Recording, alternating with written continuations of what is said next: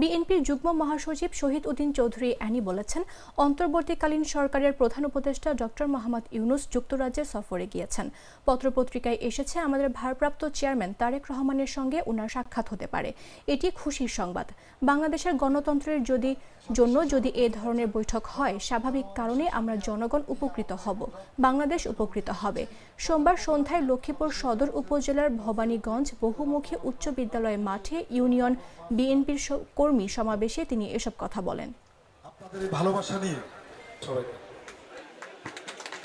আমরা আজকে শুনেছি যে আমাদের বর্তমান যে অন্তর্বর্তীকালীন সরকার তিনি যুক্তরাজ্যে গিয়েছেন, পত্রপত্রিকা এসেছে হয়তোবা আমাদের ভারপ্রাপ্ত চেয়ারম্যান যারা তারেক রহমানের সঙ্গে তার সাক্ষাৎ হতে পারে।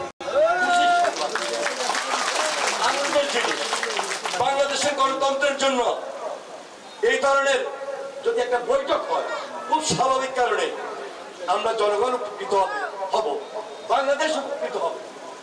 এবং আমরা যে লড়াই করেছি ফ্যাসিস্টের বিরুদ্ধে, আমরা যেভাবে সবাই মিলে ঐক্যের জায়গায় এসেছি, আমরা যেভাবে সকল রাজনৈতিক দল যুগপৎ আন্দোলন করে একত্রিতভাবে ঐক্য স্থাপন করেছিলাম, সেটা